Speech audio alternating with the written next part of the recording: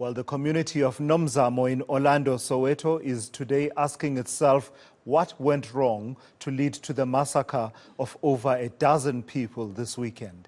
Patrons at a local tavern were gunned down in the wee hours of Sunday morning. 15 people have been killed, while one is in a critical condition in hospital. Our reporters Nqobile Madlala and Silindelo Masikane are on the scene, bringing us the latest from there. And Nqobile, let's start with you once again. It's been a devastating and confusing day for everyone. And government officials have been visiting the scene. What are they saying? Well, it's devastating indeed. But I think what they are clear in is that the government officials want the community to work with them. They want the community to be united in fighting against whatever was happening here, as well as crime in general. I mean, we heard from some of the officials saying that they're calling on the community to rise up and the community to give their intel to the SAPS and also to work with the SAPS in ensuring that this incident doesn't happen again, but also to fight against what they're seeing as a gun issue in the society. And they're saying that also, I mean, when we're speaking to the MEC, she was saying that they are now calling on National to come and work with them on the ground to assist them. And in fact, we did see National, we did see General Sibiya also coming in and combing the scene, as well as the provincial. So they are saying that the key is to work together to eradicate the criminality. But what they were also saying is that even though there's a breakdown of communication, which of course was highlighted by community leaders, they're saying that they're willing to work with each other and they're open in working with each other. And they even did say that they were still going to take the time to go into the community to find the witnesses so that they're able to piece together the information that is important to find out what really occurred in that morning, in the hours of the morning here. Also, later on, we managed to see EFF also coming in and also just relaying the same message of condolences and also talking about the fact that the unity is the way forward, as well as Soweto Parliament, which is the community leadership. From our understanding, they said that they stand for the people and they're with the people. And we are told also, and they were saying to the people, that the message is that unity it's the front. That's what people need to do, be unified in fighting against this the criminality in their communities. The war on illegal establishments, that's what police and the minister we've been fighting for. And indeed, through the Operation Okayam Lao, quite a lot of them, they've been closed down. Now, this was a legal one.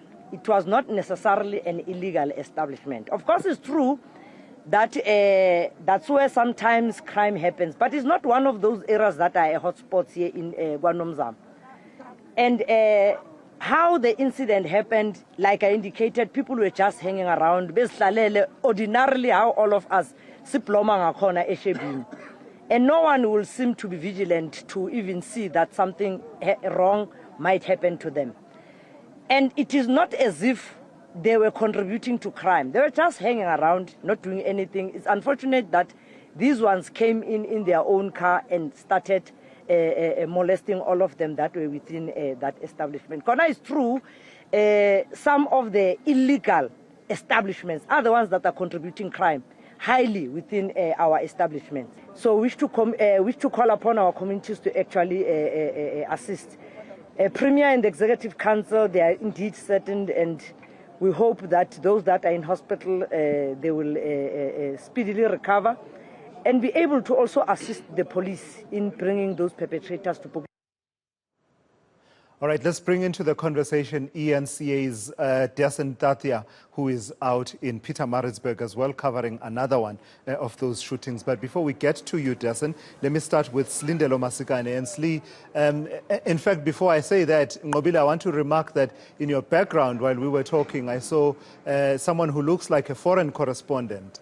And we can surmise and conclude that the story coming out of South Africa to the world this evening is that, in fact, not this evening, today, is that we are that kind of a society where patrons enjoying themselves can be gunned down in the way that has happened. But Nqobile, before I come back to you, let me bring in Silindelo Masikane. Sli, you've also had the opportunity to engage the Gauteng Police Commissioner, who says he was met by horrifying scenes.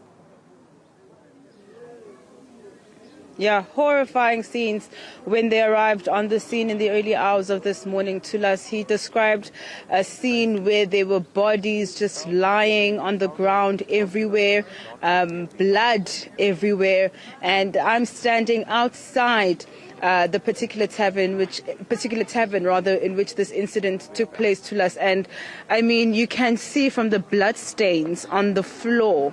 You can just imagine what took place here and how terrified many of those who were in this particular establishment were yesterday, especially those who survived this incident. I mean, 15 people lost their lives, but there were some who were injured, many telling me about what they had to do in order to be able to get out of this establishment alive. There are still bullet holes clearly visible on the gates to this tavern, and I think for the police it's going to be quite a task, Tulas, to piece together exactly what took place there, especially considering how difficult it was for me and Nqobile Madlala to just try and get a sense from the community as to what they heard, what they saw.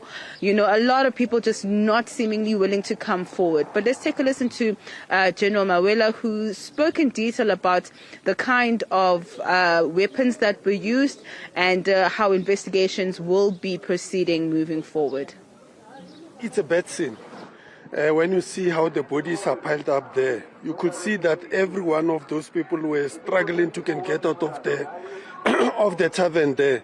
It was so difficult for them, but 2 have already been moved, and we have 10 here and 2 at Baragwanath. And we also have 9 victims who are still being treated there. Our worry is that 3 of those are also in the critical condition. We are hoping that they make it. The primary investigation suggests that these people, they were enjoying themselves here. The tavern is a licensed tavern. It was still operating within the operational hours.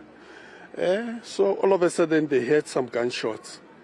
That's when people trying to run out of the tavern and so forth. So for now, we don't have the details, what is the motive, but as investigation progresses, we are hoping that we'll get more information as to what is the motive and why targeting these people. You can see that high caliber firearm was used and it was shooting randomly. So the tavern owner is not here, it's out of the province, but the manager is here, it's one of the witnesses. Our detectives will still have to interview him. Staying with that horrific theme, let's bring in Dasen Thathiah. He is out in Pietermaritzburg, where 4 people have been shot dead at a tavern in that area of KwaZulu-Natal. It's reported that 8 others have been rushed to hospital. Dasen Thathiah joins us now for an update. And Dasen, one of the things you managed to do was to speak to the tavern owner a bit earlier on about the shooting. What did he have to say? I did, Tulas, and just an update on my location. I just got back from Pietermaritzburg. I am back in Durban now, but it really was a horrific scene there, just from the descriptions that we got from the patrons that were there at the time. They told us about how they had to duck and hide under tables when these gunmen came in and opened fire. And it was a Saturday night like any other, because this is quite a popular spot there in that area of Sweetwaters. It's where most of the locals come through on a weekend and enjoy a couple of drinks. And this was still quite early on in the evening. We're told between 8 and about 8:30, and that's when this vehicle stopped outside. The first gunman went in, and then the second one went in and just opened fire. One of those patrons telling us that this ordeal lasted between 10 and 15 minutes. That's a long time for people to be held in that kind of situation. And obviously during that period of time, according to that patron's account, those 12 people were then shot, and the 4 of them had passed away. So the tavern owner said to us that he's owned this establishment for the longest time, since the 90s, in fact, and this is completely unusual. He's never had anything like this happen there. I asked him directly if he thought it was perhaps related to someone targeting him. Does he think it was a robbery? He said he can't say, and the police have the same kind of message right now, because they say that the investigation is still very early on and they don't have the motive just yet. Let's listen to what Mbuyiseni Mtambo had to say to us when I asked him about exactly what transpired last night. I can't say what happened, but the people which were in the yard here, they saw a car that came in and people came out and went and start shooting in the tavern. That's all I can say. I don't know much about it. There have been no bad incidents before this. Nothing happened before. Only this serious incident that happened yesterday. Sizama yonke indlela ukuthi indawo ibe safe. Sinabo abagadayo, sinawo amakhamera. Kodwa lokho kwenzekile nathi kusishaqisile. Ngeke sisho ukuthi kungabe bekuplanwe kanjani, kuplanelwa bani. Asazi sibone sekwenzeka. Dasen, I'll come back to you in a moment. Let's go back to Silindelo Masikane. And Silindelo, one of the things you managed to do was speak to someone who was inside the tavern, who survived the tavern now in Soweto, in Nomzamo, in Orlando. Just share with us that story that they are sharing that I imagine will haunt them for the rest of their lives. Certainly so. I could tell just by looking at this man that he was really traumatized, Tulas, in terms of what he witnessed last night, what he survived last night. The tears just could not stop streaming down his face when he was just talking about how he was here with friends. They were talking, they were laughing, they were enjoying their drinks. Nobody suspected that they were going to end up in such a situation. And he took his time really to us explaining how it was late in the evening and all of a sudden a car stopped outside of the tavern. Two men made their way inside the tavern and then just started shooting relentlessly. He says that in order for him to survive that attack, he had to pretend as though he was deceased. And what also helped him was the fact that at some point he was covered by the bodies, the bodies on the floor. That's how he managed to escape the gunman and the shots as well. So he just seemed really, really, really terrified to me. Tulas, I asked him if he was willing to go to the police. He didn't seem willing. He just said he wanted me to understand exactly what took place yesterday. When I asked him if he saw himself returning to the tavern anytime soon, it was a definite no, saying that he's just been left shocked at the events that have transpired. Let's take a listen. So bohlele tavern usiphuzela. Phela ngabutshwana mfisi, ngiphuzela mfisi. Ngalala phansi. Mabengena benzeni? Bangene ngesibhamu. Babulala. Ubabonela ukuthi bebayingakhi? Bethu. Bebethu. Bangene ngesibhamu. Abashonga ulutho mabengena? Akhonto abekulumile. Akhonto nje abekulumile. Leshavele ngihlela ngiphuza kona. Ndiyabona sister. Umnyango lo uhlala uvulekile. Awuzange uvuleke. Naba bafele bafuthu bafela lapha. La bemele bephume khona bebalekile khona. Manje uthi usinde ngoba wena uzilalise phansi ngathi ufile. Mina. Ngifela ngathi ufile. Uyakhumbula mhlambe ukuthi badubile kangaki? Isipam maybe 100 ngendlela esengayo. Maybe. And ngiyaphuzela ke mina. Ngimuntu ophuzitwana. Ophuzitwana. Uyasaba yini manje ukuyohlala eTavern mhlawumbe? Never. Never. Sure, it's just really hair-raising stuff that man was sharing there. Nqobile, you've had the opportunity to speak to some community members as well as family members in that area. If we stick with the incident and the massacre out in Orlando for a moment. What are family members and community members saying? Well, community members to us are saying that they want the SAPS and the officials to work with the communities. They want them to come on the ground. They would like to see more visibility.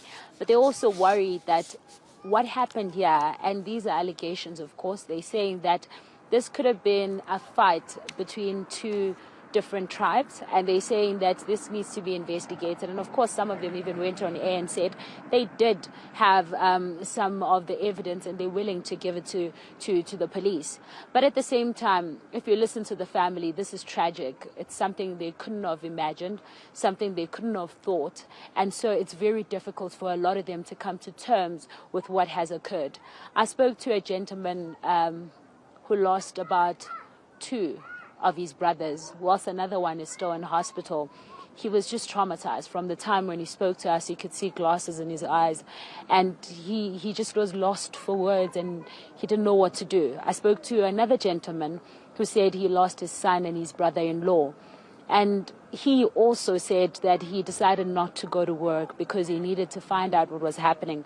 A lot of them were still calling their homes and still trying to figure out what will be the way going forward. But of course they were with the crowd, still hearing what had occurred from those bits and pieces that were coming from people who were there, as well as people who have heard. But what they're saying also is that there's a sense of normalcy when it comes to the guns in this area, when you hear the gunshots. So even though they heard some of the shots, they couldn't have imagined that these were the shots that were going to kill some of their family members. One gentleman in particular said to us, if you listened carefully, you could hear that it felt like there was a fight going on and that it kept going for quite some time. So it seems very difficult for a lot of families to come to terms with what has occurred. And of course, a lot of them are still going to take some time. And we heard from community leaders saying that counseling is the way forward. That's what they're going to be giving to the family members, and that's they are going to be giving them more information, because a lot of people, community members, the neighbors, a lot of people were still traumatized from the effects. I do believe, though, that we have that conversation that I had with the gentleman who told us about 2 of his brothers that had passed away. Let's listen in.